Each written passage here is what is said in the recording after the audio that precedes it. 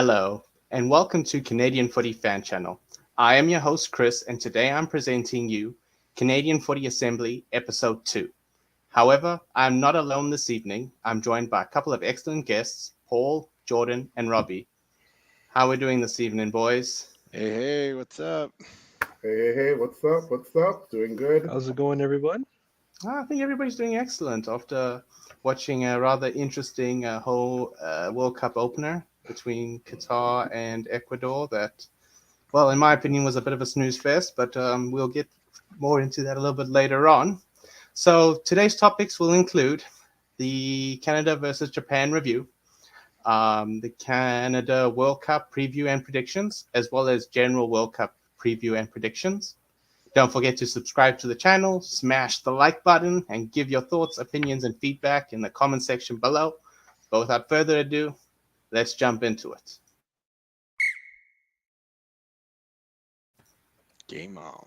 So first off, we're going to be doing a bit of a Canada versus Japan review.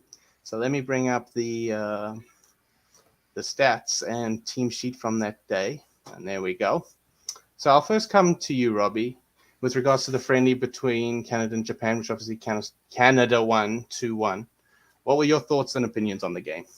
Yeah, I think it's hard to read into it. I was pretty happy, for the squad we had out there. It wasn't our full strength squad. Obviously missing some key players, Eustachio, Davies. I thought the team looked pretty good. I thought we showed well. Japan not having their number one choice 11 makes me a little skeptical, but not everyone was at full fitness. I think the team even played another 45 minutes against a local squad after the game. So I was pretty pleased. Some standouts for me, and I think, Chris, we were talking, I saw something on Twitter. I thought Hoylett had actually a magnificent game. His service into the box was impressive, which I think will bode well in World Cup games. You're gonna have a lot of set piece chances. I think, especially a team like Canada with their speed, they're gonna get fouled. There's gonna be a lot of service in behind the lines. A lot of balls kicked out to touch. So I was pretty happy. I thought Kay was really impressive, considering I haven't really seen him in any gameplay. So that was really nice to see that we might have some depth there. And then I think another standout for me was it was really good to see the team. I mean, David didn't score a goal, but he was dangerous. And I think a real dark horse who I didn't expect was Cavallini, who looked very sharp. And I don't know if that was because of lack of preparation from Japan or just because Cavallini was on point. And it wasn't because of his PK. I thought his runs were good. I thought he did a lot of good stuff, down in the final third. That would be my take on it. How about yourself, Paul? Did you, with regards to, obviously we didn't have no Eustachio, no Davies, but then also Japan was missing a couple of starters. I think it was about half of their first 11, so it wasn't a completely rotated side. But how do you think we matched up against kind of like a 1B team of Japan? I listened to Peter, and he actually brought a good point. With Japan, and I've seen them play before, they play a certain system. So as much as it's for them, it's pretty much plug and play. Even though they didn't have all their players, they usually have a system in place. So they play that system no matter what. So for myself, I mean, as Robbie said, you can't necessarily take too much, but I think what I liked is how Canada grew into the game. They started off a bit shaky, which is my concern, and I think we'll talk about it later on. That is my only concern. I'd rather see us sharp from the beginning. But I like how they grew into realizing mistake. And I think teams in the past for Canada, we would fold. If that a first goal score, we'd fold, their heads would be down. You didn't notice that. So I actually like that. There's a certain, the young people say swagger. There's a certain swagger that I like with this team that I'm seeing. And I like that confidence exude as much as there might be mistakes. And something which I'm going to touch on a bit is, I know when I played, I'll be honest with you, and it's something that I had to work through that. If somebody made a mistake, oh my gosh, I'll be so upset. You notice with this team, you don't see somebody like, even with Kamal, no one getting out, Kamal, look, why did you do this, blah, blah, blah. It's like, come on, let's go. boom, let's keep our head up. So I really like that is something I like. And as Robbie said, my standout for me was Hoylett. Like, oh my gosh, not even just his set pieces. He played even if he lost a pass, he went back. Like he chucked back for it. Like he went like he didn't just give up. That's one thing I really like. And he's probably playing his best ball that he's been playing for a very long time. He looks lively. He looks young. And the two other people that, as much as I'm upset that and I know it sounds weird, I'm kind of upset a little bit selfishly that they played well, is Cavallini and Kay. And I know it sounds weird, but I'm just saying that because even in the depth chart, like I really wanted to see Ugbo get some more get some time, which he didn't. Because Cavallini, his runs, I was like, oh, okay. And Kay, as much as on the second goal, the second chance that Japan had that came off the post, that was Kay guy that ran past him. But outside of that, he played really well, and I think the tempo really helped him in terms of the style. Really helped Kay shine in this Japan games. But I'll stop there for now in regards to the overview of the game. Yeah, you touched on Junior Hoylett and his defensive work. He made 7 recoveries, 1 blocked shot, and won 2 out of his 3 tackles, which I think, whether he's, like, if we're being honest, he's not starting on the wing in any games. Maybe he's going to come on a substitution if there's an injury, because I don't think we would want to take Tejan or Davies off, unless we move them further back and we're pushing for a goal. So I think Junior Hoylett, his potential to playing for Canada for game time and starting would be in the midfield. So he already put in a good defensive shift, which was much needed. And he only was dispossessed once, which showed he retained the ball very well, especially because he played the full 90. His passing wasn't the best, but with only 80% passing accuracy, you'd like to see that a little bit higher. But with Junior Hoylett, he does take risks, so I think that is to be expected. He did create 4 chances. But Jordan, I'll come to you. Do you think Canada as a whole impressed? I certainly think they did, but give me your thoughts. Yeah, I had to watch the game again, especially the second half, because the first time I watched it was like during work time, and it's really hard to drive a UPS truck and watch the game at the same time. Yeah. But on my second viewing, because after watching Qatar versus Ecuador, I had to refresh because I don't know what that was. But anyways, watching that game, I can definitely tell you a player that I saw that really was a pest on the left side was Richie Larea. Because every time he got the ball, he either turned somebody inside out or he got a foul in really dangerous places. And I love that. That is something Canada will need, especially if he does start or if he comes off the bench for another one of these players. Overall, Canada grew into the game really well. Because we saw the first half, like they were a little tentative and they made a couple early mistakes because I think this is an opponent they're not used to facing outside of CONCACAF.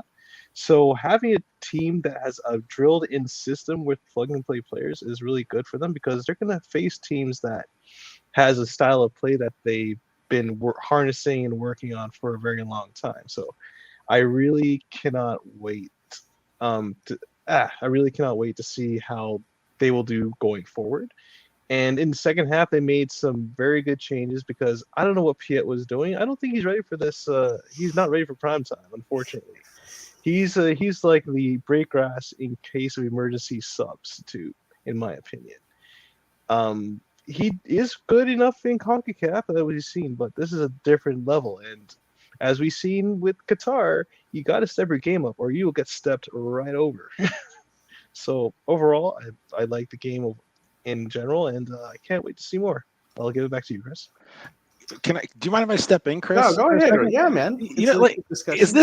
I'm smiling over here because what an embarrassment of riches we have. Look at this Canadian team. This is like unprecedented, is it not?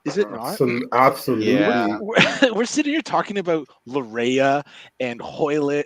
I mean, we haven't even talked about Buchanan, Johnston, the play of David or Victoria or even Miller, who I thought could have had a better game. But I mean, this is great. There's so much excitement here, and I think the best part coming out of this is from a club perspective, but even from a fan's perspective, we stood with a world-class team. Japan is no slouch. This isn't their Right. first trip to the World Cup, right? That's something I think the team needed to prove, and I didn't think they played so poorly against Uruguay either in one of the games running up to this. So this was huge. And we're sitting here talking about some of like the peripheral guys, which is great. Like Richie Larea is a peripheral player on Team Canada. I mean, give me a break, guys. Like this, there's hope here. And like not to get too far ahead of ourselves because I know we'll get there, but I think there's an upset available for us in this group if we show up. Yeah. Speed kills. Well, speed kills. I did my prediction, like the whole World Cup prediction, and I had Canada. Well, I don't know. Well, I'll let you guys know a little bit later when the time comes, a more appropriate time. But let's just say this: I don't have them finishing last in the group. I'll say that, which All right. I think, even though I think it's a fair prediction for people to make, because obviously we haven't been on this stage before, but we'll get to that when we get there to that discussion point. With regards, how did you guys think Jonathan David played? As I put up the lineup a little bit earlier. Jonathan David, in my opinion, we were playing 2 up top with a 5 at the back. It looked like kind of, and then we converted to me it looked like a 4-2-3-1 where David was playing as the cam, and then at that point is when Canada started to play better. It's when Jonathan David was getting on the ball more. He was able to turn, and we were able to push forward. And then Laren was able to. Laren, I think, had a rather quiet game, but with regards to his runs that he was making, with regards to drawing defenders away, I think he did a good job of that. The more we got David on the ball, the more we were able to break Japan down because, especially with Piet and Hutchinson in the midfield, you don't have a lot of dynamism. Is that the word I'm looking for? You nailed it, Chris. Okay. We'll go with that. There's not much of that in the midfield. So although they can maybe pass their way, Piet's not the best passer in the world. We needed somebody who would receive the ball and turn and drive at the defense or drive at the midfield, and David was able to do that, even though it maybe sacrificed himself with regards to being up top, being the man that's going to be scoring the goals. I think he was fairly effective there. I don't know if I want to see him there playing long term. I think we want him up top to score our chances. But Paul, I'll come to you. What do you think of Jonathan David's performance? Yeah, sorry. I just want to quickly touch on what Robbie's saying, and I'm glad that you brought that up. I'm going to mention John's name, but I'm really glad that you brought that up because I was actually thinking at the beginning of World Cup qualifier, like what a time in Canadian soccer, football, where we don't have unattached players. Well, we're not. Technically, we do. Cavallini. We do. We're gonna bring one way or another. But all jokes aside, it's a great time where we're arguing about which player should start or which player is better or who should come off the bench. Before we didn't have that. Before it was just like, okay, can we get 11 players to play on the team? And now we're at this point. And I agree, Robbie, is that definitely what a time to be alive. And as long as we're going in the right direction, and as long as, for my little jab, as long as the CSA really gets their act together, we're on the right trajectory to be going forward and to really be a long-term, a household name for countries. Like definitely we could be the Belgium, not saying we're going to be as good as Belgium, but we could be Belgium when they came on with their golden generation and over the years started excelling. I mean, they didn't always reach the promised land, but I really have to say that. Thanks for bringing it up, Robbie. Mm-hmm. Definitely very good point. In regards to Jonathan David, I really love his versatility because when he was in Belgium, he did play like a cam. I know with Jank, he played that kind of role. So he understands, he knows it. For a young man, like his IQ really on point. I really like how he actually plays in that role. And the funny thing is, when he actually does that, even when Laren's missing, you don't really notice that because you're so focused on how well David plays that role and still tries to make each other better. We know Davies is on. Davies is going to sort of play that free role, but I love how Jonathan David, he did that. Yes, he didn't score. Yes, he had a couple shots were wide, but he helped to really open up the game for other players and for us to grow into that game. When we went into that, I think I agree with you, Chris. It was like that 5 or 3, the one strike with the one striker, Laren playing that one striker, and he did put in a good defensive shift, Laren. But really, David was that person because Estacio wasn't there as well. Because Atiba had to end up dropping back, and Piet, as we said, yeah, we won't even go there. But David really helped the team to start to grow into the game, and I really like his versatility, and we could only see good things for him moving forward. Definitely, as long as he doesn't go to Man U. When he drops back and like is part of that build up play, when he like helps bring the ball forward, when he's that link, he's really good at it. And you're right, it's because he's played it before. So it's really hard not to agree with you. But and isn't it nice to have that kind of Swiss Army knife in not just one player? You know what I mean? Have it in a few. Right. Yeah. We have it a few. Yeah. And that's something that Herdman likes. And that's why I think anybody who can play multiple positions has an edge over somebody else. Yeah. Just because we like to even change formation mid-game or mid-half or whenever. So even change possession. Yeah. I noticed the team actually, if you notice against Japan, did you notice that Canada was actually, their attacking formation was different from their defending formation? Yeah, it literally transitioned from a 4-3-3 on attack to a 4-4-2 on defense in the first half, at least. That's what I know. Right. Before you were driving the truck, right? Typically, we always defend in a 4-4-2 or a 4-4-1-1. Typically, one of the strikers drops deep to cover the defensive midfielder. And in this case, against Japan, it was David doing that. But yeah, I think that's something Herdman, like I said, Herdman really likes versatility. He likes to switch formations. But Herdman isn't one of these managers in the school of Pep or Jurgen Klopp where it's his system and it's his way and it's nothing else. Herdman looks at the opposition, looks at the players he has available to him, and then decides which team and the style of play and how best to approach the game. It's something I think is very important for a country that's like us in Canada still. I think we're still working to finding our identity. We're still building our identity. So, and hopefully by 2026, we'll have a set way of playing most games. But I think for now, we had so much success adapting to the different conditions, the different players that we had available to us during World Cup qualifying. I think it will suit us well in the World Cup, coming up against teams that both are going to want to control the ball, like Croatia and Belgium, and then maybe a team that's going to give us the ball a little bit more, like Morocco. Especially in your first World Cup too, right? The more versatile you are, because you never know what you're going to run up against. They're not really experienced on this stage. So the way Herdman has built the team and sort of up to here, like the progression of how they got here, I think it's beneficial. It might even be the ace up their sleeve, to be honest with you. Yeah. So Jordan, I'm going to come to you. Name one player that either impressed you or unimpressed you from the game against Japan. All right, another player that I'll talk about is, oddly enough, Joel Waterman, because he came on, and I think they shifted to a back three. I've never seen this man push up so far up in my life. It's like he turned into Alistair Johnston or something, but he was actually making very decent plays on that side. He looked way more comfortable on the right of the back three than he did in the central against. Even though the competition was a big jump up, I was a little bit worried, but he looked a lot more comfortable.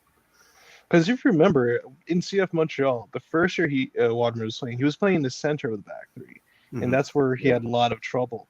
So once they moved him to the right side, that's where he started to shine this year. So I think Herdman did the smart thing by emulating that and allowing him to have a chance to do what he does best, and it was really good. And another guy I will talk about is Mark Anthony Kaye. I seen this man just saw somebody trying to rush up to him. He just crossed him up and just put it up the field, no problem. Like, oh, this is so 2021. I need to see more of this, please. Right.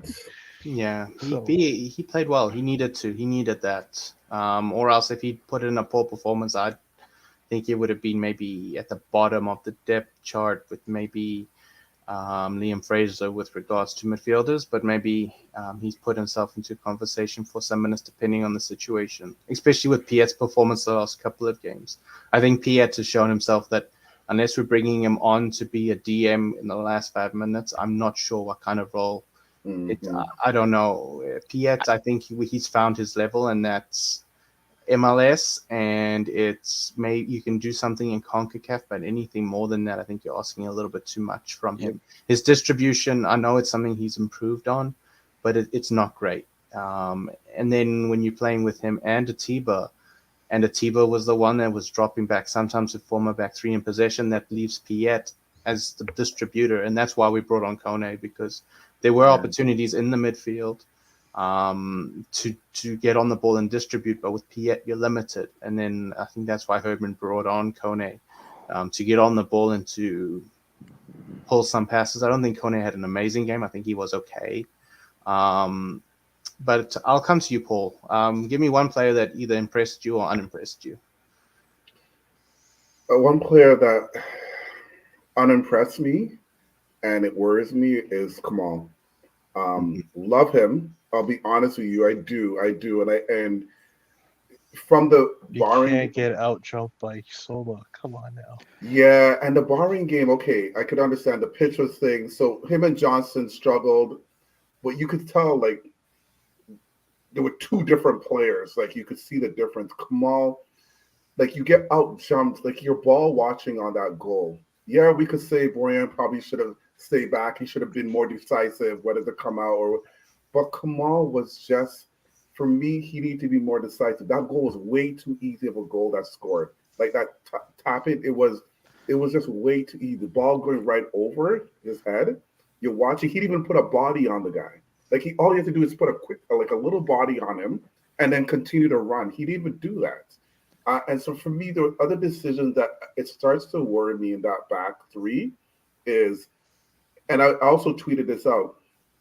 For the past couple months, he has not been playing well. Hasn't been times like he's done, but overall, he hasn't been playing well. He gets turned out pretty easily. And I'll tell you, we all know this. We know, we're football fans. We know Belgium, they will eat him alive. And he's going to be marking Kevin De Bruyne. Kevin De Bruyne is going to be KDB will shred him to pieces. And I keep seeing him get twisted. He got twisted Panama. I remember was it Panama or the Honduras game? It was one of those games where he got twisted out. Boom, they scored. I saw it against the last game that CF Montreal played. Same. They targeted him. Same turn. They targeted him. The same turn. Barring all game again. All over his head. All over his head. Yeah, and I'm like, we cannot. And I don't know. And I know this coaching staff is well prepared. So I know they're showing him. I just don't know if he's truly understanding or being able or capable of being able to understand, okay, this is where my deficiency, this is what I need to work on, I need to improve on. I have not seen it. I have not necessarily seen improvement in that area, and it worries me big time. And so that's the reason why, like, for him, I don't know. But I personally, and I know he's solidifying himself, I would have loved to see Cornelius at least get a chance in that era to see what he could do, because Kamal is starting to worry me on that side. Yeah. The funny thing is, Cornelius was the starter before Kamal came on the scene. Yes. Like when Kamal Miller was here, he was actually a left back. Yes. Right. I think that's where he made his debut. Yeah. Right. I think what he does though, what Kamal is all about, and I think it might be why John's flying with him right now. He shows up in the big moments, doesn't he? Though, like when it's a big game, he's performed.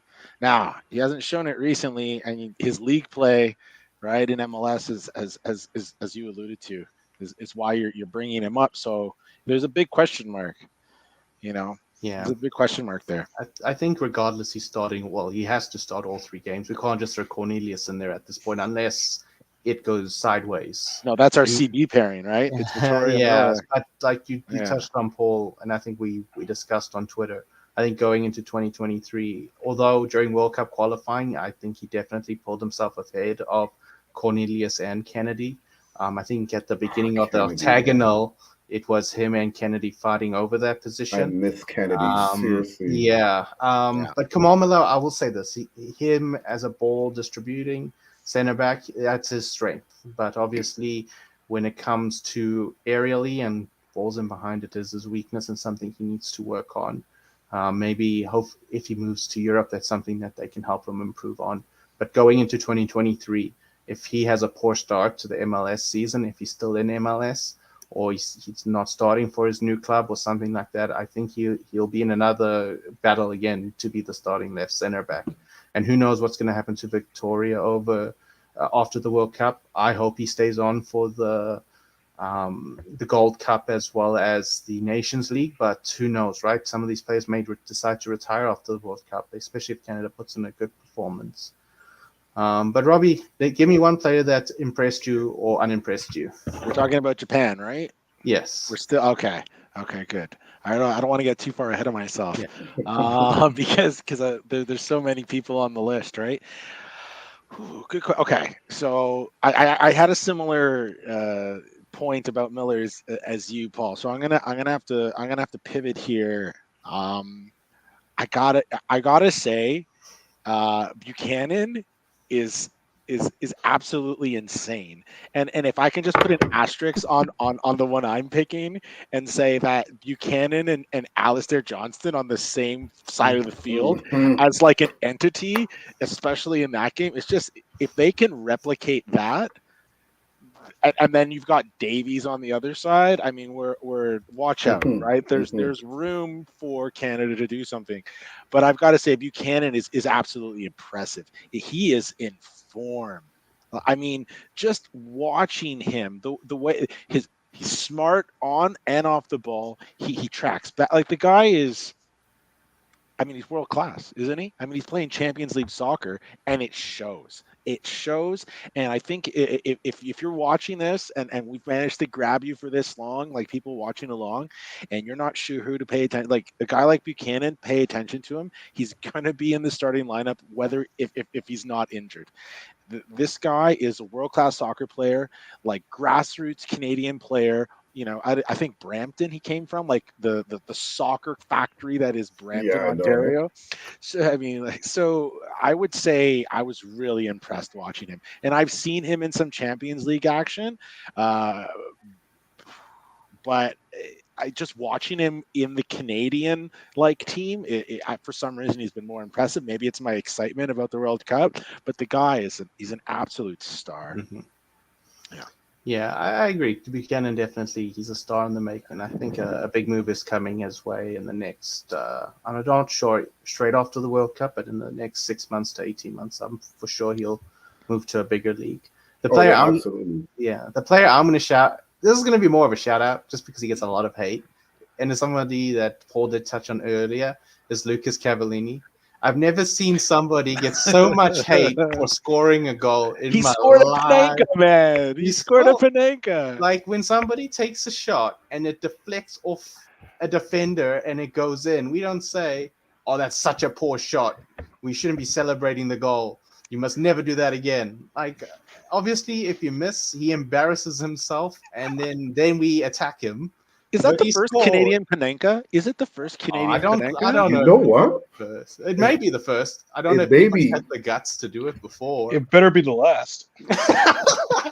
But he scored, and I think he put in a good effort, and I think he showed why he's there is to come on with 10 minutes, cause chaos and run around. That's one thing I'll say about Cavallini, is that he'll give it 110%.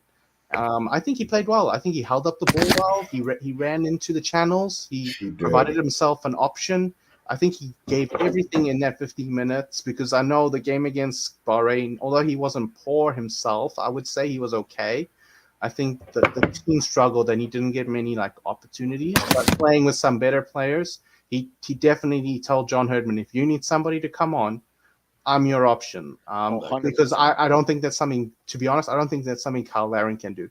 I know he put in a good defensive shift, but bringing him on with 10 minutes left, especially if we have a lead or something like that, I would bring on Cavallini over Larin if we have the lead, just to be him in the box defending as well.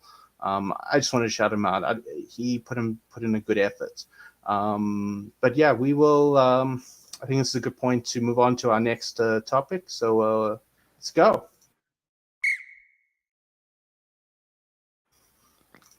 So our next topic is going to be a Canada World Cup focus preview and predictions.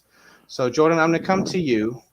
How are you feeling heading into the World Cup? Our first game is on Wednesday against Belgium. How are you feeling right now? After these last couple of games, I'm feeling hopeful, optimistic actually, because we cannot play worse than what we saw in Qatar just now. Yeah, I think it's for sure we can say we won't be the worst team at this World Cup.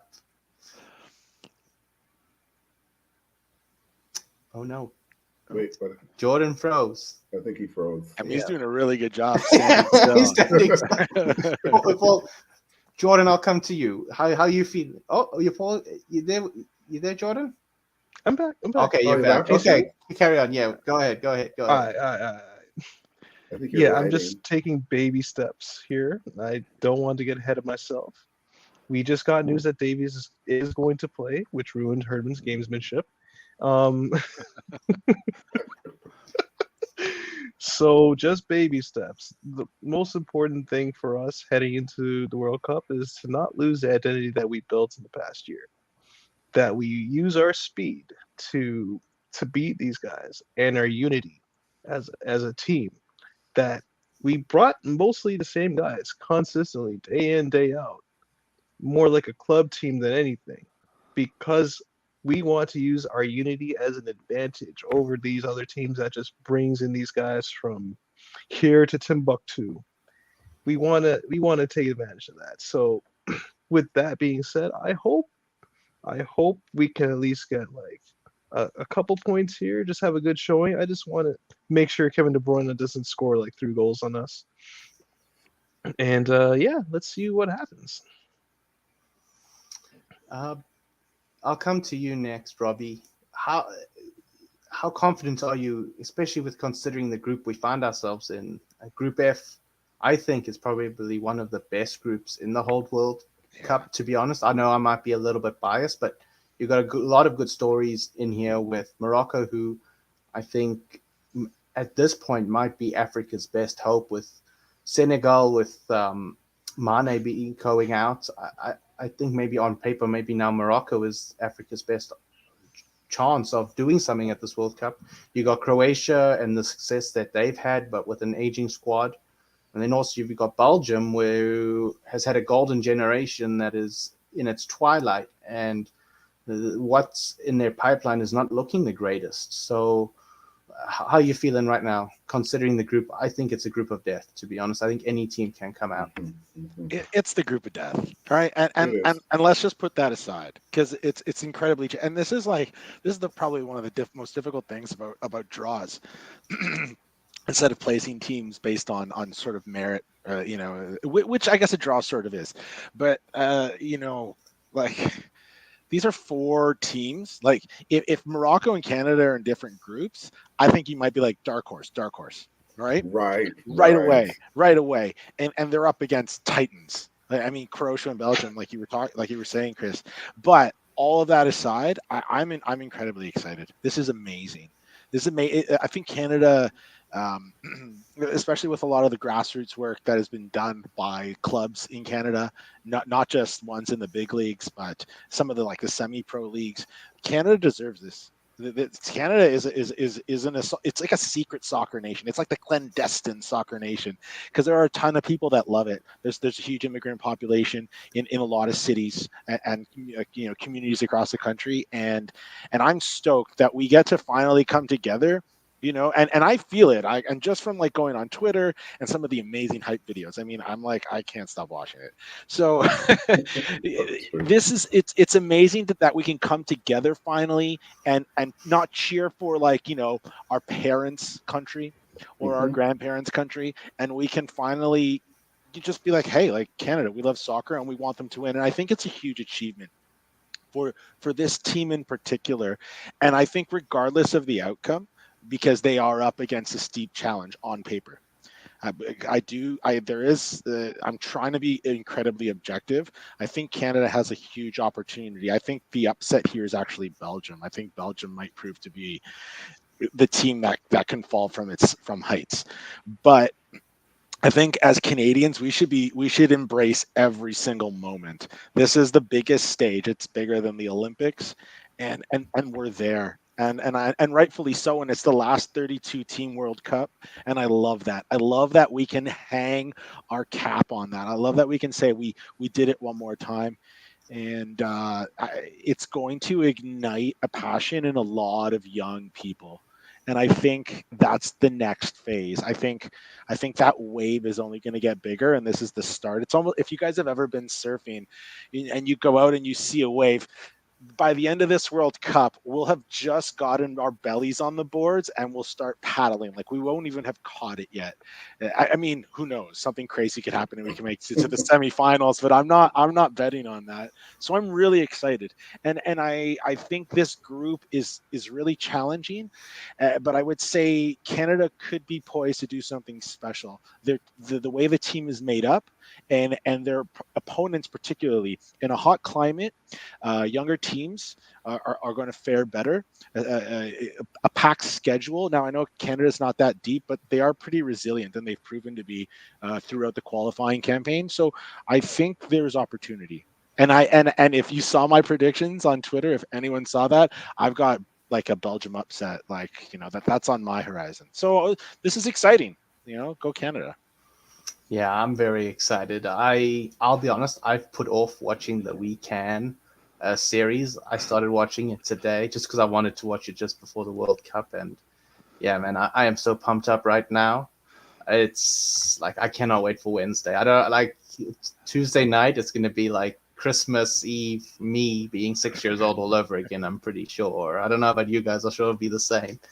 I'm lucky enough to have taken off every Canada game, and I'm off for all knockout games. So I won't have to worry about the stress of dealing with that sort of stuff at work because I'm a rather vocal footy fan, especially while watching. So I don't know what I'm going to do tomorrow at work because I'm in the office. But yeah, I'll come to Paul. I don't think I've come to you yet.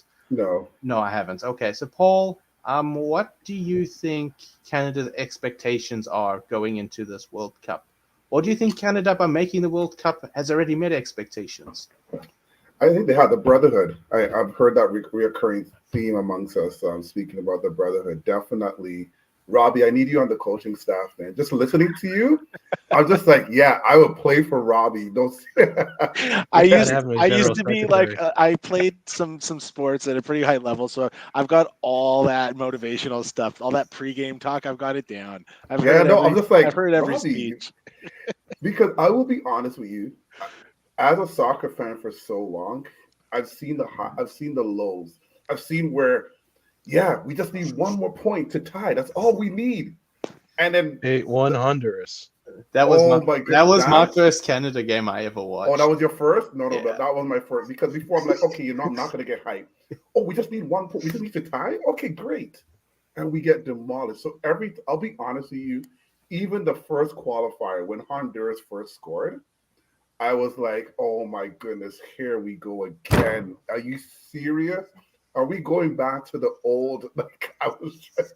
So there is a point of me where I'll be honest with you. On the deep inside, I'm excited, but I will be honest. I still have the scars, so I'm still a little bit nervous. Of like, oh my goodness, we have such a good team, but are we going to go Belgium? And are we going to have the jitters at the beginning of the game, and then Hazard just all of a sudden he just resurrects his Chelsea self again and start to score. Like I'm starting to that's my inner fear. But listen to you, Robbie, seriously, I think it's a really a big achievement that Herman has really gotten these guys amongst all the different stuff, amongst all the, well, we should bring back Arfield because he's our second bet.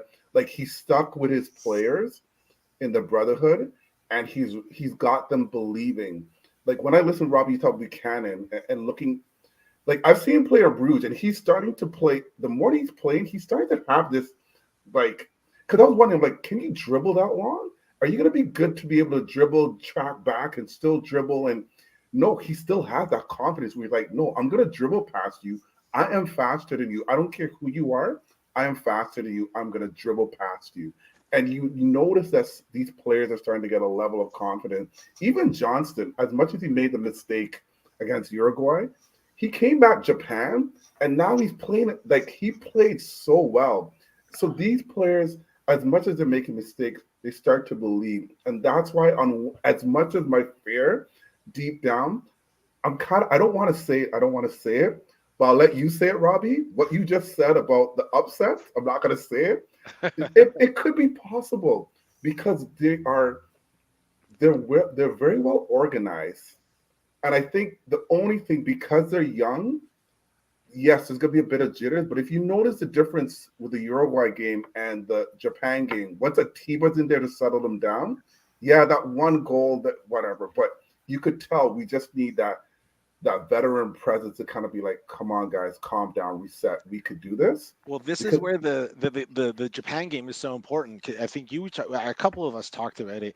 You guys are saying how it started slow, but their response was important. In a knockout tournament, the most important thing you can have is team unity. Yes. Fight, right, and drive and belief. Like if you have those attributes, and they're not tangible, they're not, and because of this brotherhood Canada's created, or I think John Herdman's curated it, and there's some incredible leaders, Hutchison, Osorio, just to name a couple. Those like intangibles are probably more important than the skill of your team. You have to assume that every team at the World Cup is basically capable of going on a run, and they are. And the question is, how well do they want to play for each other, and are they going to throw it all out in those 90 minutes? And you know, I'm half Italian, and I remember when they won in 2006. They weren't the best team, but they certainly had the most fight. And you can like go back in the history of the anti-football extraordinaires. Exactly. Mm-hmm. But that's how you win in these knockout tournaments. Even a lot of teams who've gone to Champions League, they might not necessarily have been the most talented, but they were the most unified. And I think Canada has that. Yeah. No, totally agree, Robbie. And I couldn't have said it any better.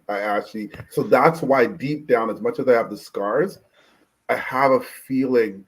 And the only team that I'll be honest with you, the only team taken away from the skill set, I think the only team that has that intangibles is also Morocco, because they've now been rejuvenated again with this new coach. They brought back Ziyech. They're starting to. I watched some highlight the last game that they played in the highlights. They have like the arrogance of Ziyech to kick that from half field. Like they have that swagger back again. Like, you know what, we're back. We're the best. I think we're the best African team. We're going to show the world who we are. And I think that's something that Canada also has outside of the skill set, outside of Croatia with one of the best midfields in the world. I really think also Canada being naive might also benefit them too, because they're just going to go in and be like, hey, we've never been here before. We're just going to show you guys who we are. And you thought we weren't. And I think a lot of them have something to prove, like Davies, right? He's gotten like at Bayern, they've ragged on him so many times about Canada. So who's Canada? So I think he's also out to prove that, hey, you know what? No, we're here to show. And I like that. As I said, there's still defense, buoyant sometimes. You know, he might just do something all crazy. But outside of that, one thing I do know is Herdman's going to have them well prepared. Now, as long as they execute what he's prepared for them, it might just be more than one upset. There could be. You never know. Yeah. But Robbie, I'm love starting to hope. believe. I love hope. Hope is the best. No, Robbie, you this is start the to best. We drive gotta that. believe. We gotta believe. And in my Yeah. opinion, we got nothing to lose because, in my opinion, Right. making the World Cup was our goal, and we're here. So anything we do here is gravy. As long as we don't embarrass ourselves and we score a couple of goals and maybe get some results, I'll be happy. But I think we can shock the world, to be honest. Jordan, I'm going to come to you, and here we're going to each give one key player that we think is very important to the success of Canada in this World Cup. So you get the first pick. So who are you going to take, and give us a brief description. Don't take my as to why. player. Don't take my player either. Great. Which players did we already talk about? I think we picked the whole team, but let me try. We talked about David. We didn't talk about Davies, but I think you guys have him. Crap. Take him. Give me a second. All right. One player I think will be able to do a lot of damage will be Stefan Eustachio. You took my player, not Took my player. No, you took my player. No, you did take my player. No, you did. That was my player. But continue. I'm a FC midfielder. Porto Man Player of the Month. This man has been balling the moment he got off the bench. It's like these guys found money and they're running with it.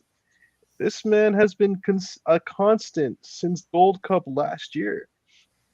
And one of the things he always talked about is like he always wanted to play for Canada because he believed like in the program and everything. And it sucked that the last coach didn't bring him in earlier. But once he finally got on the field, he has not been able to give anybody a reason to take him off. Like his ball progression and his passing and his defense, his destroy and progress has been a key part in how we were able to transform this midfield into something to be reckoned with in CONCACAF at the very least. And now that he's finally playing for his dream team in Porto, which he talked about very judiciously, it's going to be a very good boon to have this version of Eustachio on this team in this stage, because we have two players that were literally in the same group that were in the Champions League right now, and they're making into the later rounds, and we need that because I think overall Canada doesn't have that many players that are in those top Champions League spots right now. There's two that I know of, three potentially, maybe 4 or 5, but I'm talking about guys that actually start right now, and we cannot leave that intangible behind. So, in my opinion, Eustachio will be the linchpin of this midfield, offensively or defensively. And this is and he will be the key to the game because remember, the game runs through the midfield, and everything else is just gravy for us. And if we want to slow down and neutralize any part of the midfield for Belgium and Croatia, Stefan Eustachio will have to be front and center. And he has to be there to destroy and progress. At least get it to the wings so that we can do damage out there, because that's where our strength lies. And Eustachio knows this. So that's my player to watch out for. Yeah, I agree. I think Eustachio is probably the most important player for Canada heading into this World Cup. But Rob, since Paul lost his, let's make sure he doesn't steal Robbie's, and we'll come to Robbie next. So Robbie, who is your key player for Canada? I mean, I was hoping to go last. I've got like 5 or 6 here, but I'm gonna go flashy. Joe David. There's no doubt he's gonna get service, right? Canada's really good at creating opportunities. They get their chances. If Lille OSC shows up, if that David shows up, I mean, the sky's the limit. David, if David puts, if he changes the lights on the scoreboard in a couple games, Canada's going to do quite well, even with some of our defensive deficiencies, because I know we can lock it down, right? If we want to. We've absorbed pressure from the likes of Mexico, and they're world class too. Not to mention some of the other CONCACAF opponents. So Joe David, Canada fans, look out for the guy. He's an absolute stud. and he hasn't even like seen his star hasn't even fully risen either. So I would love to see when they had no Canada jerseys left. I went to Tim Hortons Field in Hamilton. I drove all the way out there because they were the only ones with official jerseys at the time, and they had only Joe David jerseys, and I couldn't have been happier because I think he's going to steal the scoring title from Larin. Right now, Larin has the most goals for Canada. For sure. He's played a lot less games and he's a couple goals away. So he's like a decade younger too. Yeah. Exactly. Like the guy. So if I'm looking at Canada, and even if for a lot of new fans, and if you're watching this, like watch out for Jonathan David. A lot of talk and a lot of media is around, Alphonso Davies for obvious reasons. It's a great story. He's an absolute star, plays for one of the biggest teams in the world. But Jonathan David, folks, the skill, the talent, he's going to be special to watch if we can get some vintage stuff out of him. Yeah, I think Jonathan David is going to want to impress, especially because he's rumored he's on the verge of a move even in January, as soon as January. Yeah. And I think, although Paul doesn't like it, I think Jordan and Paul are getting themselves a little CR7 in January. And that makes room for Jonathan David at Manchester United. So I don't know. I'm at the top of the table. My Gunners are finally winning. Todd Bowley. Hey, maybe Ronaldo will join Arsenal. He was too. Don't worry. Ronaldo. We'll send Ronaldo to Arsenal. No, you know what's gonna actually? No. It's gonna be Ronaldo to Chelsea, and that's gonna cheese Aubameyang, and he's gonna make his way back to Arsenal. That's what's gonna happen, just to mess up these clubs that I'm not a fan of.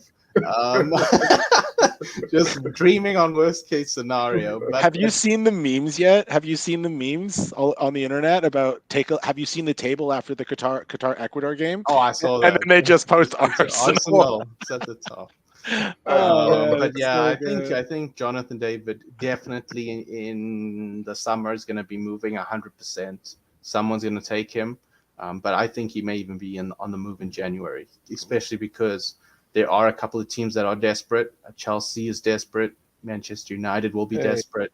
Hey, you guys are desperate. You guys have got you play Havertz a false nine and it doesn't work out, or what? And then got Aubameyang chatting about how he's gonna do what against Arsenal, and then he's on the bench. So if you're gonna chat, make sure you're starting. I don't know, but Paul, let's come to you. Who is your key player for Canada? I'm gonna go left field with this one, not literal left field, but I'm gonna go left field with this player. Soccer fans, if you've just been jumping on the bandwagon, this guy, you know what? He holds down the back line. I know he got a lot of flack, but Steven Victoria, watch out for him. He's underrated and under the radar, but he holds the midfield. He's the he's a captain in the backfield. He's the one that's center back, right? Like every center back. Yeah. He's been holding, as much as he got demoted in Portugal, he's still been playing well, and he scores. One thing you got to look for, because of his height, set pieces. Like I've seen I remember the Mexico game. He had a few chances when Stefan was firing in those balls. He had a couple, and they have certain set plays. If you watch the games, they have certain set plays that are for him to actually head and score. It's a good bet for Canada's first goal, actually. Yeah. Yes. And I personally feel he will. It sounds crazy. Yeah. And even the Japan game, I was like, when he scored, I was like, wait, it's not a header. He scored off the foot.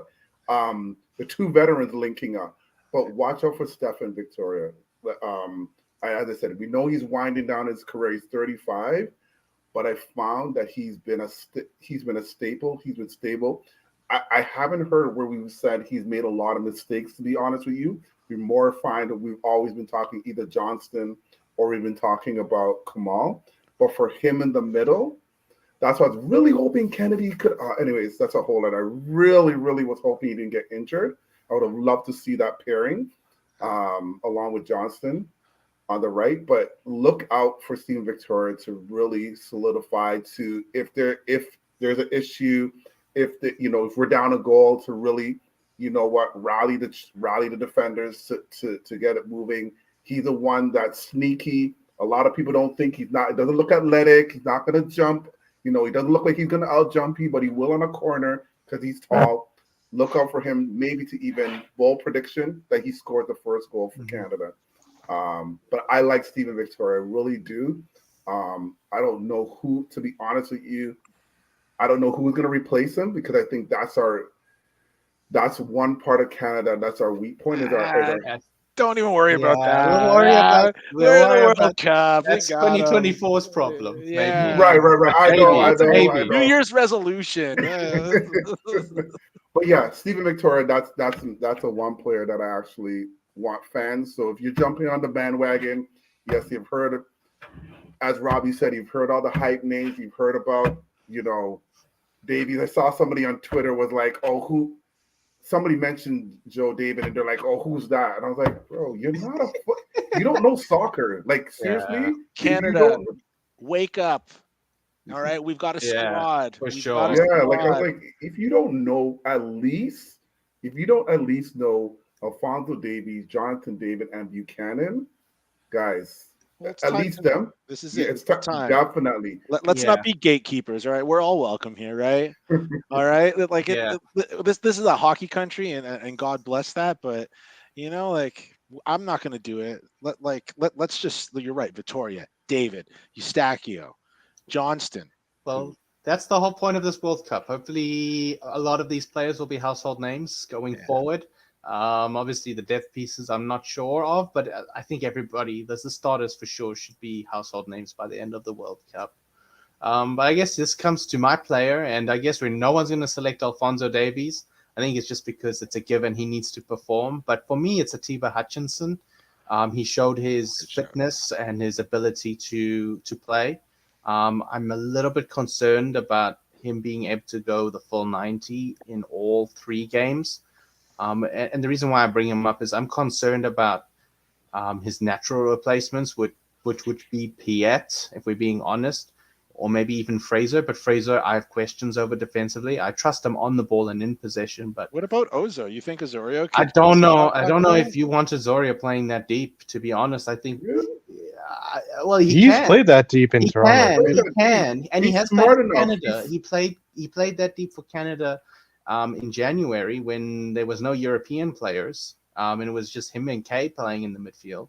But I don't know if that's ideal to throw him in there. I think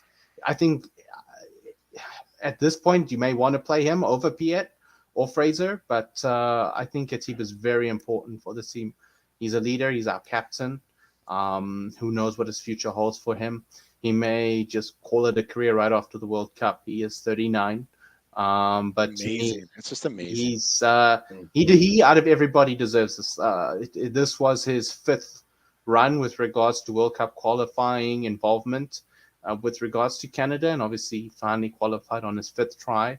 But like he was there in 2012 in the Honduras disaster, which was my first exposure to Canada soccer, and I'm still here supporting the team after all of that. I'm used to disappointments by following South Africa closely before that, but I think he deserves this so much, and to me, he's so irreplaceable. I don't know. Someone's going to have to fill in for him at some point during this World Cup. I don't know. There's no ways he can go 390s, in my opinion, but he is so important. He's able to cover the back line. They call him the octopus for a reason. He's got long legs, and he just somehow manages to nick the ball off the attacker, even if the attacker is way faster than him, and he reads the play so well. And he can even get forward, as shown in World Cup qualifying, that if need be, he can go forward. But to me, we're going to rely on him as being the protector of the back line. We're coming against some great players like Kevin De Bruyne, Luka Modric, or basically Brozovic, Tielemans. There's a lot of excellent midfielders we're going to be coming up against, and he's going to be very important in protecting the back line.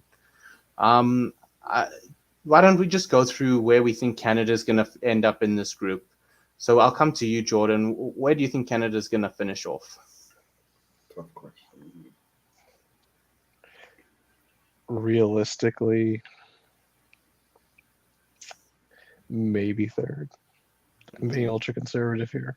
Okay. I think we might end up getting 3 points through all the games. They'll probably all be draws because I don't see Canada really losing, but I think with the step up in the competition, it'll be hard for them to get the go-ahead goal or to be able to hold the lead because we don't have that experience yet. And I think the projects for 2026 and this right now is just a really good barometer where we could where we'd be going in the future. So I think this is a learning experience for them, and I hope they take this everything they will get right now and use it for when the Gold Cup next year and B 2026. So I think it'll be third, but it won't be because they didn't account themselves very well. That's the way I see it. How about yourself, Robbie? Where do you think Canada is going to end up in this World Cup? Well, in this group, and if you have them advancing, where do you think the journey ends? I've got Canada throwing some upsets at this World Cup. So I think they're going to finish second in the group. Like I said, I think that there's room for Belgium. And maybe I was dissuaded on Belgium's mostly because of their warm up to the World Cup. They didn't fare too well. I don't like the age of their squad. I think Canada has an advantage on pace alone, and I think Canada is really good at absorbing pressure and countering. I think they can handle it. If Hutchison is protecting our back line, I think I feel confident in that, and I think we'll finish second on goal differential. I think there's going to be one breakout game. It might not be Belgium, and I don't think we'll even get a result with Croatia. So I actually think this first World Cup game might actually get the nation like in a frenzy. That's kind of my prediction, and I think Canada has the opportunity to have another upset in that first elimination round and make it to the round of 16. And I think that's where the run ends. Okay. That's where I think it ends. And you know what? I could be totally wrong, but who cares? We're in the World Cup, and I'm dreaming, baby. I'm dreaming. Hey, we got it. We got it. When have we ever been able to do this? Hey, it's the best World Cup in, well, except Paul, all of our lifetimes. Although Paul, I don't know if you remember the '86 World Cup too. You were a wee little one. I was. Hold on. I was 11. Oh wow! Okay. Yeah. And I hope Hutchison gets his 100th cap at the World Cup. I think he's like 2 appearances away. Yes, he is. So I really want to see that too. I really do. Friendlies count for caps too?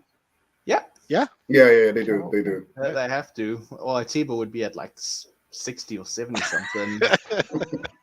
Canada doesn't play too many competitive games, especially in Atiba's career. Can I add one thing? Go ahead. Personally, I want to see Canada make it out the group and play against Germany in round of 16. Yep. Yeah, that would Just I got a hot take brewing, but we got to see the look I on got a their hot take faces. coming. I've got a hot take coming. Okay. I'll stop now. Paul, Go ahead. You know what? Every time I love how you put me after Robbie, because he's the one that just changes my mind. Like right now, I need you before the game. You need to tweet, call, message somehow so I don't jump off the ledge. But now that you said that, I'm the bandwagon. Like, no, because I'll be driver. honest with you. Initially, I had them last. But as I'm listening to you speak, I'm like, can they really have an upset? I've got this. So I'm gonna be conservative, like Jordan, and say third. I don't know who's gonna come last. I'm telling you, I think I said it was a group of death, and I think a couple people laughed at me. But I really think this is in comparison to the other groups. I wish we had, if we didn't lose, I think the Panama game or the Costa Rica game, I think we would have been in pot 3. I think we were just off by certain points. Yeah, we were. I was just like, oh man, I wish we were in pot 3. That lineup was literally just whoever didn't drink much the previous evening. Yes, they weren't being serious. No, you saw Richie Larea's fine. face at the Toronto Raptors game. He was done. Yeah, so I was just like, oh man, I wish we had gotten, because this group, You're absolutely right. I think, Robbie, you said this. If Morocco and Canada were in different groups, we could have said these are dark horses, definitely, that you have to look out for. So I'm gonna say third. I'm gonna be conservative. I was gonna say last. Robbie saying second. I'm still gonna be ultra conservative and say third because I don't want to jinx it. I don't want to be the person that jinx it. Wait until Chris tells you that we win the group. Yeah, well, I have a feeling he's gonna have. I'm waiting for his hot take now. Okay, so I guess it's my turn to come with my hot take. Well, first off, I agree with Robbie. We're gonna finish second, which means in my prediction, we're gonna come up against Germany, and I think we're gonna beat Germany in the round of 16, but then get knocked out by Brazil in the quarterfinals. So that's how I predict it going. Looking at the German team, it's in transition. It's moving on from a lot of the older guard and moving into a lot of newer players. And I don't know that the German players haven't really been performing outside of the Bayern Munich players, in my opinion. It hasn't been good all around. So I think they're there for the taking. If we play well, if we play to our strength, that's what I have predicted for Canada, is finishing third. Finishing second in the group. I think Croatia will finish first, in my opinion. Yeah. I look at that midfield three that they have of Kovacic, Brozovic, and Modric, and I can't that midfield three is just so good. That's going to be Canada's reality check. That Croatia game, that Sunday game is going to be. Everyone's going to be like, Sunday, Canada soccer. Yeah. Everyone's watching, and it's like, whoa, Croatia's good. Oh my god. Yeah. Good. But I hope I'm wrong. Yeah. I know, eh?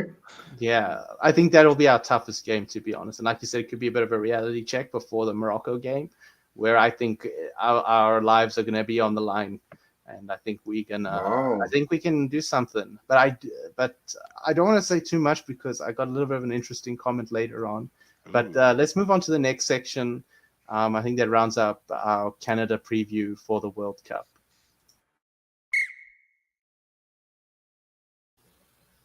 So our next section is going to be World Cup predictions. So I've got a couple of questions I'm going to ask you guys, and we can go through them and let me know what you guys think. I'll come to Paul. I'll come to you first. Not Robbie, eh? No, Robbie. Before he changes your opinion, it's your turn to convince me, Paul. I know. So, Paul, who's going to win the World Cup? Tell me. So I've heard predictions. You know what? I think this Brazilian team, it's probably the first that I've seen this team and watching World Cup from small that is good. Outside of when they won the World Cup, from front to back. Like they are well balanced. Like other teams that I saw before, they're attacking. Like how Canada, like the attack is really good. The midfield was okay, and then the defense was just like non-existent. But this is the first time I could say across the board that they're well. I know other people are like, oh, Argentina, Messi, blah, blah, but Neymar is hungry. I think this Brazilian team is hungry to prove that they are the number one team in the world. And I actually think about their depth. Their depth is insane. Like we're arguing if Vinicius is going to start. Like, are you kidding me? Or Richarlison, should he start or not? Like, right now, they have the luxury. They're like the rich is just getting richer. So I predict that they win. How about you, Robbie? Or do you agree with Paul? No, I don't. I think Brazil and Argentina are going to meet in the semis on that side of the bracket. Yes, for sure. And I like a good story, and I'd love to see Messi in a final. That would be amazing. So my final is actually Denmark-Argentina. I think Denmark are just I think Denmark's just going to show. For some reason I think this is the year where they have a good team. Yeah, they do have a good team. I think it's where I've been looking at it, and if you look on paper, Brazil, it's really hard to ignore Brazil. It's really, really hard. But I think a team like Denmark can show really well. So I've in a lot of my predictions, I've got Denmark in the final, and I think they can do it. I think this might be the year for a story like that. Denmark. And I mean, I've been throwing curveballs all night, so like, why stop now? So, and like, it's fun. Like, that's the whole, like, I just want to have fun with this, right? Canada's already there. It's fun enough. So I'll stay on that train. But in all seriousness, I think Denmark has a chance. They've got to like jump through some loopholes, but I don't, if they can get out of their, if they can finish first in their group, I think their road to the final isn't all that complicated. So I've got Denmark. So sorry if I could interject. I apologize. It's funny that you said that, and I want to say that a Chelsea legend, Frank Leboeuf, he's usually on ESPN. He actually has, I think it's the quarterfinals or the 16 that he has Denmark and Canada, but he has Denmark going further too. And I know, all the other pundits were laughing at Frank. They're like, "Oh yeah, Canada, like, guy really." But you know what? I agree. Definitely, Denmark has a solid team. I think they have the same team from last Euro Cup. So, yeah, and they've been playing well. And they're like a Canada, right? They're a brotherhood, yes. Right? So in much sense, like I've been saying, like they've got those intangibles. And in my bracket predictions, they've got to topple Poland and England, and then they're going to have to take down a giant in Croatia. And I don't think England's that strong because they're a pretty young group too. They're pretty fragile. So, I mean, I'd love to see it. I think it'd be great. Okay, I think Denmark is my answer to a question, but not this question. The dark horse. So, Jordan, we'll come to you. Who do you think is going to win the World Cup? Oh, Jordan is frozen again. So we'll catch up. Yeah, we'll catch up with Jordan. I agree with Paul. I think Brazil's going to win the World Cup. I just look at every single position they have, and they've just got so much depth. The only position I have questions of is at fullback. Like, they're still relying on Dani Alves. He's how old and he's playing where? Like, at some point you got him. Like, he's a legend, but at some point you got to move on. But there's just no options. Also, Brazil, do not start Fred. Start Bruno. He's a lot better than Fred. As a Man United fan, I know this. I know for some reason Fred plays better for Brazil, but trust me, Bruno is a lot better than Fred. Let's move on to the next question. World Cup underdog to watch. So Denmark was my answer for that particular question. So we'll go to Robbie next and see if he can persuade Paul. Let us know your underdog, Robbie. Yeah, well, I'm gonna like take a pass on Denmark because I've been there. I think the States, I think the US, I think they might surprise some people. They're not in great form. They've got all the pieces. But I think if they could be a dark horse along with some nice results from Canada. But I think they have. I mean, they obviously have the potential to make some noise. But I don't think Berhalter's really put it together for them. The squad doesn't look quite unified. I'm not really sure how they want to play, and who in what position. But I think if all the things hit, there's a potential for a dark horse in the US for sure. Okay, so Jordan, I'm gonna come to you. Who do you think is gonna win the World Cup, and then who is your underdog or dark horse? Brazil. Okay, so you. You guys, come on! You guys are ganging up on me over here. I'm sorry. You can't look at what they have and ignore and say nah. Can't do that. I can't, especially with France's injuries. In my opinion, the only other team that can maybe stack up is France, but like now without Karim Benzema. Yeah, man, being Italian descent, like we're 1 star away from Brazil. Like they can't get another star. That's like 8 years at least until we catch up. It's impossible. 8 years at least. Hopefully it doesn't take 8 years. If you qualify for one. Yeah, I know. Go ahead, throw it, man. I've cried already. It's over. And then who's your underdog, Jordan, or dark horse? Oh, my dark horse was going to be Senegal, but unfortunately, Mane is not going to be participating anymore. CF in general just happen to have all the second best teams in like all their knockout rounds make it into the finals, so I don't know what's going on with them. My dark horse officially could potentially be. Drum roll, please. England. Oh, Oh. okay. I mean, Harry Kane, he could get a golden boot and just tear it up, right? Mm-hmm. Yeah. He's Oh, do they have- he's oh. Jordan.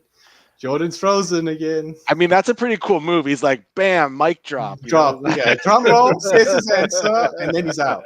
It's pretty good. It's pretty good. VIP, in and out. Yeah. Okay, we'll come to you, Paul. Who is your underdog or dark horse?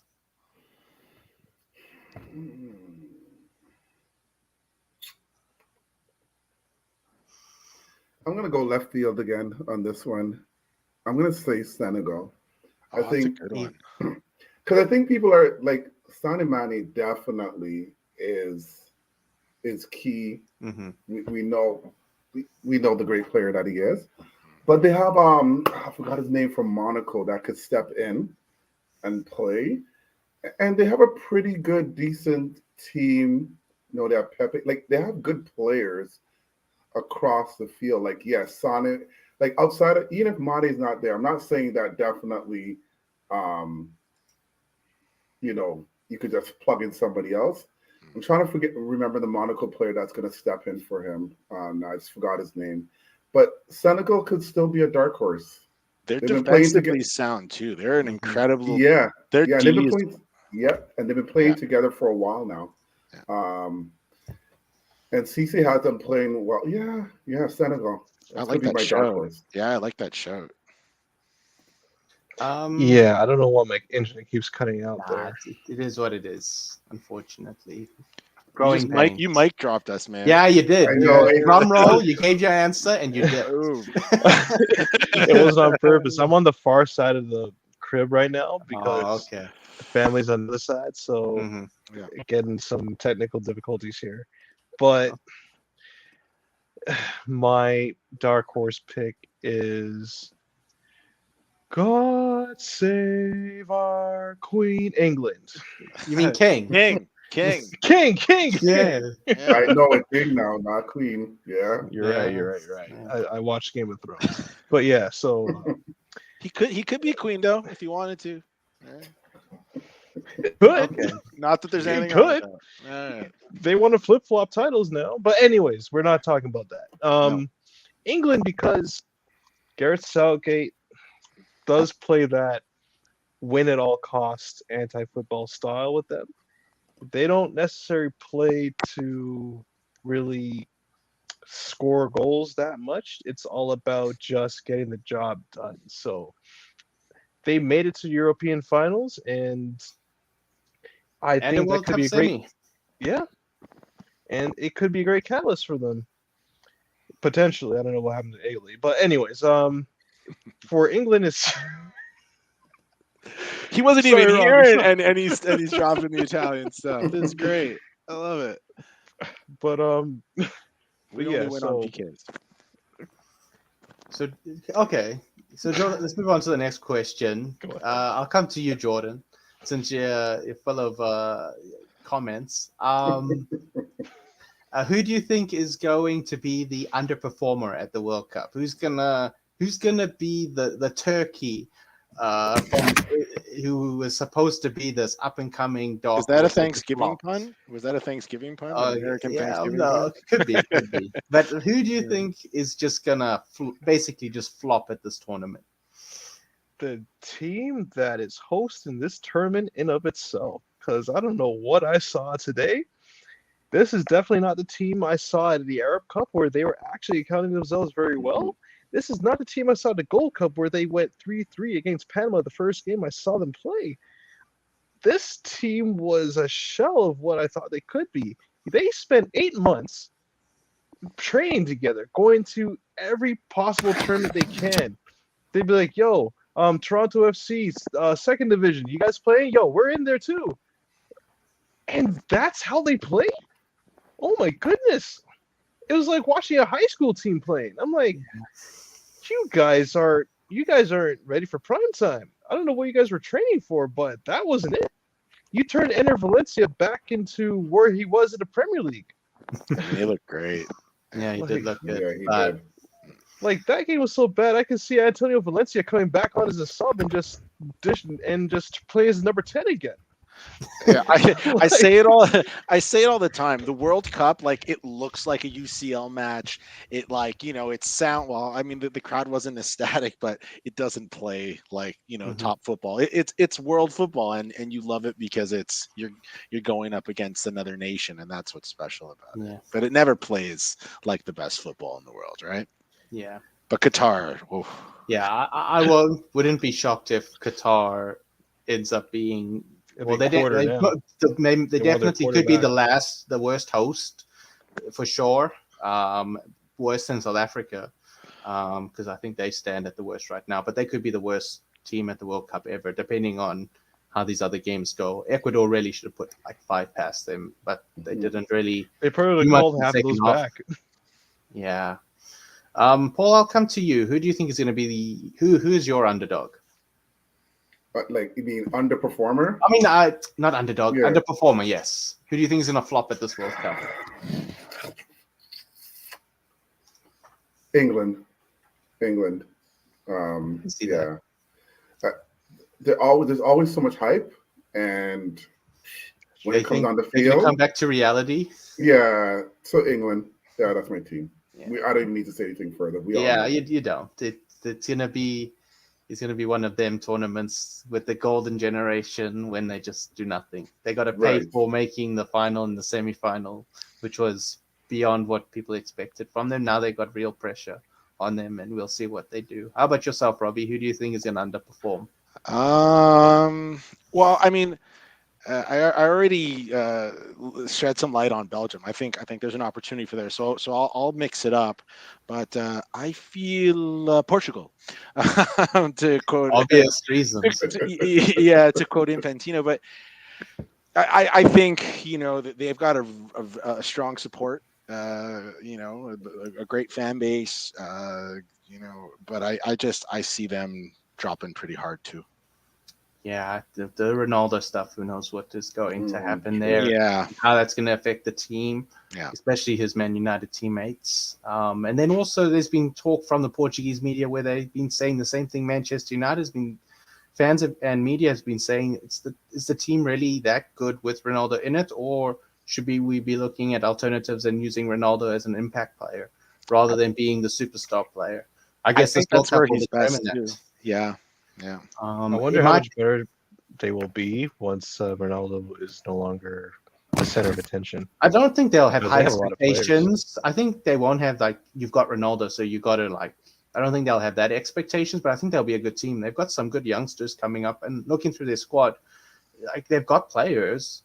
I don't think they'll be like a top 5 nation or something like that, but they'll be somebody who competes, I think, for sure.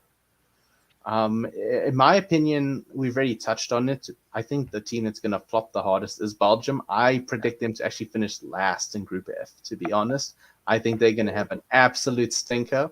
But another team who I think is going to underperform is one of our CONCACAF friends in the form of Mexico. I just don't rate Mexico at the moment. And I'll be honest, I don't have them coming out of their group. Same. They're not making it out. Yeah. I think they're going to underperform. I think the rest of the world may not see it as them underperforming, but we know how the Mexican fans and the Mexican media are going to react. If they don't make the World Cup, it's going to be a disgrace, and they're not going to be allowed if they don't progress out of the group, because to them that's like the minimum expectation. I think there's going to be chaos. I wouldn't be not south of our border, but south of our southern neighbors' border, to be for sure. I think they're going to really struggle this World Cup. They just have they got Chucky Lozano, but even him, he isn't even he's eh. They haven't impressed for a while. Former self. Yeah, they haven't impressed for a while. No, and Jimenez isn't who he was before the injury. So those two teams, Belgium and Mexico, are ones to watch with regards to being the flop of the tournament. This comes to our last question. So who's going to be the Golden Boot winner? I'll come to Paul first. Good question. Very good question. I never really thought about that. Do you mind coming back to me? Okay, sure. Jordan, why don't you give me yours? I'll be quick. Kylian Mbappe. Mhm. Because especially with Benzema gone now, the offense will flow through him, and he is going to make a very good account of himself this World Cup, barring any World Cup curse that may happen to France. But I see Kylian Mbappe just imposing his will on anybody because he's nigh unstoppable right now, in my opinion. How about yourself, Robbie? Yeah, so I got to apologize. My cat is like turning lights on and off. So That's if, okay. if it looks like I'm at the No, it's disco, okay. It's okay. all right. Okay, I didn't even But realize- anyway, I'm gonna stick with some of my table predictions. I think, and I've got Brazil making a deep run, and I think Neymar might make some noise. I think it's a good shout for a golden boot, and it'd be pretty cool to see, right? I mean, like, who doesn't love watching Brazil pocket goals with a player like that? So I'm all about like the story and the flash. So let's keep going with it. Neymar. I'll give mine next since Paul asked us to No, wait. I had mine. Okay, go ahead, Paul. Go ahead, Yeah. Paul. So it's funny. As I was starting to think, I'm like, who did I think was going to win the World Cup? Brazil. Who's going to really want to show his worth, both for his club and country? Neymar, as Robbie said. So I have Neymar winning the Golden Boot. Okay. I have England going to the semi-final. Quarterfinal. I have them going, but I'm going to say Harry Kane just because his group is so easy. Like he could slap a hat trick against Iran, slap a brace against, like he could have 6 goals before the end of the group stage, and then that's all he needs, really. Like I can see, and if Harry Kane is scoring for England, nobody else is scoring for England because they play Harry Kane, a couple of midfielders, and then like 7 defenders. So like he's gonna have to score all of England's goals. And in past tournaments, he's shown that he can score goals, international tournaments. So I think he'll be a good shout for the Golden Boot. But I think that I've lost my words. That rounds up our conversation with regards to World Cup predictions. I think we had some great discussions there. Yeah, for sure. Yeah. And I think that rounds up our conversation tonight on Canadian Footy Assembly episode 2. I want to thank all the listeners for joining us this evening. Really appreciate it. I also want to thank all the viewers who watched us after the live stream. Make sure you subscribe to the channel. Make sure you smash the like button, and make sure you give your thoughts, opinion, and feedback in the comment section below. I want to thank my co-hosts Paul, Jordan, and Robbie for joining me this evening. I think we all enjoyed our conversation tonight. All their social media, their Twitter @ are in the description below. Make sure to follow them on Twitter. They're all great follows. This has been episode 2 of the Canadian Footy Assembly on Canadian Footy Fan Channel. I've been your host, Chris, and this is us signing out.